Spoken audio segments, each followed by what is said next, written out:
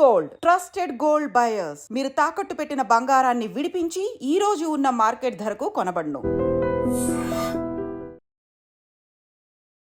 సినిమాలలోనైనా తప్ప బయట ఎక్కడ కనిపించరు అనుకున్నాను. ఫైనల్గా మా ఇంటర్వ్యూకి వచ్చారు. Thank you so much. బాగానే ఉన్నాను నేను. సోషల్ మీడియాలో కూడా చూడవచ్చు కదా నాది, నా ఆర్ట్ గురించి అంతా. యా, మీరు యూజువల్గా తరుణ్ భాస్కర్ గారి మదర్గా, గీతా భాస్కర్గా కొంతమంది వరకు తెలుసు. కాకపోతే స్కూల్స్ విషయానికి వచ్చేటప్పటికి అండ్ ఎడ్యుకేషన్ సిస్టమ్ విషయానికి వచ్చేటప్పటికి you are doing something beyond the limits అనేది కూడా మాకు అర్థమవుతుంది. ఫస్ట్ స్టార్ట్ విత్ అనే మూవీస్. ఓకేనా, తరుణ్ భాస్కర్ గారు డైరెక్టర్ అవ్వాలని అనుకున్నప్పుడు సో మిమ్మల్ని అంటే యాజ్ అ యాక్ట్రెస్గా యూజువల్గా ఒక మదర్ రోల్గా పెట్టడానికి సో అన్నప్పుడు వాట్స్ యువర్ రియాక్షన్? అంటే ఫస్ట్ థింగ్ నాకేందని అంటే నో అనలేకపోతే ఆ టైంలో, ఎందుకంటే అది 48 hour ఫిల్మ్, అది మీకు తెలుసు, అనుకోకుండా అన్నది 48 hour ఫిల్మ్ కాంపిటీషన్ అది. అయితే వాడు తిప్పలు పడి ఒక్కొక్క క్యారెక్టర్ని ఎతుకుతున్నాడు అనమాట. అప్పుడు ఇమీడియట్గా అది వచ్చిన జానరే వాడికి రొమాన్స్ అని. సో వాడు ఏదో ఎడ్యుకేషన్ గురించి చాలా వరకు రాసేది చేసేదన్నమాట. సో వాడికి ఆల్రెడీ అటువంటి స్టోరీస్ ఉండే, నాకు తెలుసు వాడి స్టోరీస్ది. అయితే సడన్గా రొమాన్స్ వచ్చింది అనే వరకు రూమ్లో పోయి లాక్ వేసుకొని స్టార్టెడ్ రైటింగ్ ద స్క్రిప్ట్ అనమాట. అది దాంట్లో ఒక కండిషన్ ఏంటంటే కొత్తగా ఉండాలి, అందరూ న్యూ ఫేసెస్ ఉండాలి అని. సో అప్పుడు వాడు మన రీతు ఉండే అనమాట, రీతుని లీడ్గా తీసుకున్నాడు. మదర్ క్యారెక్టర్ కావాలని అంటే ఆలోచించినాడు. తర్వాత వచ్చి దెన్ అమ్మ నువ్వే చేసేసి రా ఇట్లా గిన్నె నాకు రాదురా, ఏంద్రా, నన్ను లే నువ్వు ఇట్లనే నువ్వు గిన్నెలు తోమినట్టే చెయ్యి, నేను తీసేస్తాను, నేను you don't have to worry అని అన్నాడు. అట్లా తీసుకున్నాడు అనమాట. Okay, so it wasn't planned or prepared at all. అంటే నేను యాక్టింగ్ చేస్తాను, నన్ను తీసుకుంటాడని అనుకోలేదు. అంటే కానీ అన్ఎక్స్పెక్టెడ్గా మీ జర్నీ అనేది కూడా ఫిల్మ్ ఇండస్ట్రీలో మొదలైపోయింది, స్టార్ట్ అయింది. ఓకే, కానీ ఆ తర్వాత కూడా కొన్ని రోల్స్ అనేది కూడా మీరు చేస్తూ వెళ్ళడం కానీ చాలా బాగా అనిపించింది. అంటే సేమ్ టిపికల్ రోల్సే ఉంటాయి. ఇప్పుడు మళ్ళీ కూడా ఒకటి వస్తుంది అనమాట. ఓకే, అదే మళ్ళా గ్రాండ్ మదర్ టెలింగ్ స్టోరీస్ అంట. నో ప్రాబ్లం, నాకేం లేదు. అంటే if I fit the role and if they want me, okay fine, no problem. Okay, Tarun Bhaskar garu చేసిన మూవీస్లలో యూజువల్గా ఈ నగరానికి ఏమైంది మూవీ ఉంది. అంటే మీరు ఇప్పుడు ఇందాక చెప్పింది ఆ 48 hours షార్ట్ ఫిల్మ్ అనేది కూడా తీయాలి అన్నప్పుడు అక్కడ కూడా సేమ్ ఆ కైండ్ ఆఫ్ అనేది కూడా ప్రజెంట్ చేశారు. అందులో మీరు కూడా యాక్ట్ చేశారు విశ్వక్సేన్ మదర్గా. అవును. సో అది కూడా సేమ్ అలాగేనా, అన్ప్లాన్డేనా? అంటే ఫిదా వచ్చింది కదా, యా, ఫిదాలో నన్ను బాగానే కాస్ట్ చేసినాడు శేఖర్ గారు. అయితే వాడికి ఒక పించ్ ఉన్నట్టుంది, మా అమ్మను వేయలేదనేసి ఒక రోల్ ఇచ్చినాడు అందులో, అంతే. అది అనుకుంటున్నాను నేను అదే చెప్పినాను కూడా వాడికి. విధాల చూడు, నువ్వు ఏదో అవసరానికి వాడుకున్నావు, తర్వాత చూడు ఆయన అంత మంచిగా రోల్ ఇచ్చినాడు, మరి అందరు అడుగుతున్నారు మరి మీ బాబు తీసుకోవడానికి మిమ్మల్ని అనేసి అని అంటుంటే వాడు నవ్వుతూ మళ్ళీ దాంట్లో కాస్ట్ చేసినాడు అనమాట. ఓకే, కమింగ్ టు ద ఫిదా, అసలు శేఖర్ కమ్లా గారు ఎలా మిమ్మల్ని క్యాష్ చేశారు అసలు? అంటే అది అనీష్ కురువిలా అనేసి ఆయన పెళ్లి చూపుల సినిమాలు చేసినప్పుడు మా ఇంట్లోనే షూటింగ్ అయింది. అప్పుడు ఆయన నన్ను చూసినాడు ఒకటి. తర్వాత ఇంకొకటి మెయిన్గా నా స్టూడెంట్ ఒక అమ్మాయి, చాలా వాటిలో చెప్పి ఉన్నా నేను. అయితే తను రికమెండ్ చేసింది అనమాట. ఓకే, అయితే వాళ్ళు ఆ ఫ్యామిలీకి సూట్ అయ్యేటట్టు ఒక క్యారెక్టర్ కావాలని అంటే ఇట్ వాజ్ ఆల్ యాక్సిడెంటల్, అంతే. So life is some unpredictable అని యాక్సిడెంటల్గా అన్నీ అలా జరిగిపోయాయి.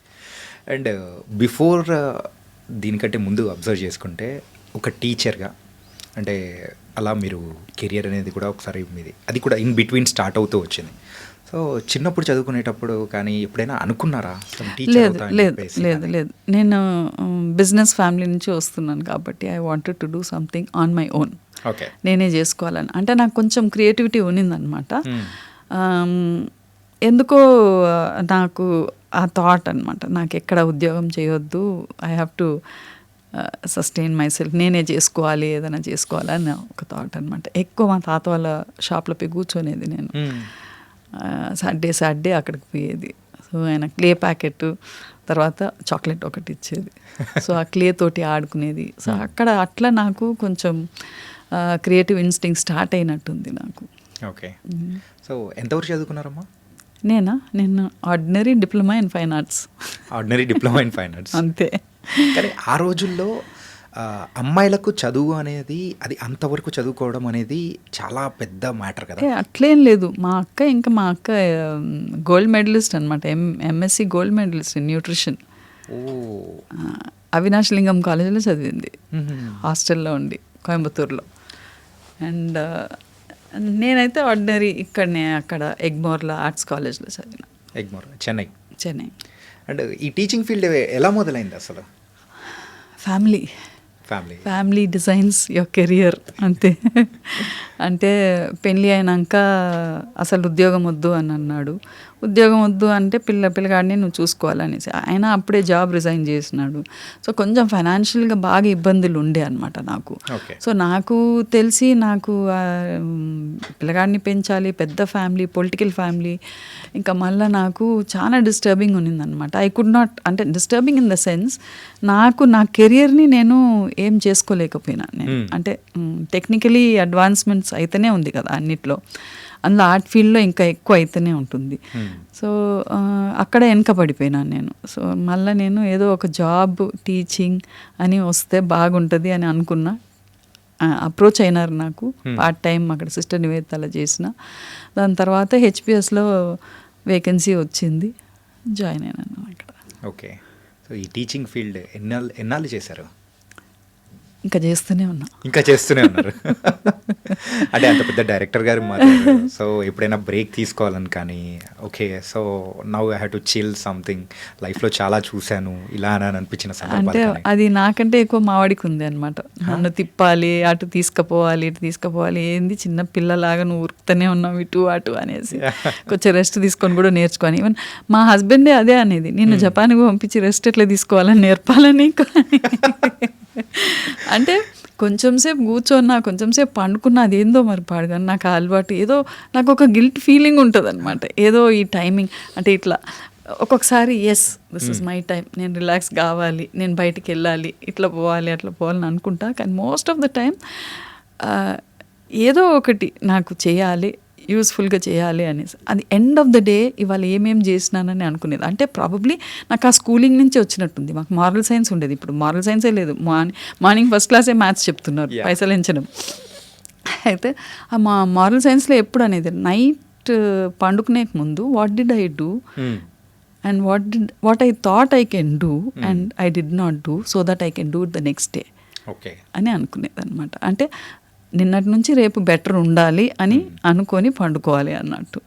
సో నేను ఏమేమి చేసినాను అనే వరకు ఇవి చేసినాను అన్నప్పుడు ఒక సాటిస్ఫాక్షన్ వస్తుంది. Yes my my day was used properly అన్నది ఆ థాట్ వస్తుంది. సో ఆ సాటిస్ఫాక్షన్ తోటి if you sleep I think you can sleep well, peacefully. కానీ ఇన్నాళ్ళ నుంచి ఉన్నా కానీ ఈ కైండ్ ఆఫ్ ఆలోచనలు అసలు మాకు రాలేదమ్మా.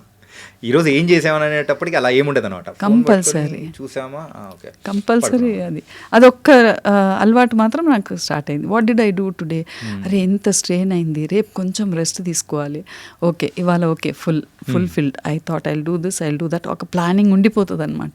అది రిజిడ్గా ఉండిపోయింది నాకు ఆ క్లాసు, ఆ కోచింగ్ నుంచి, చిన్నప్పుడు చెప్పినప్పటి నుంచి. Okay, thank you God for the day and how did I spend the day అన్నది. And then it was nice.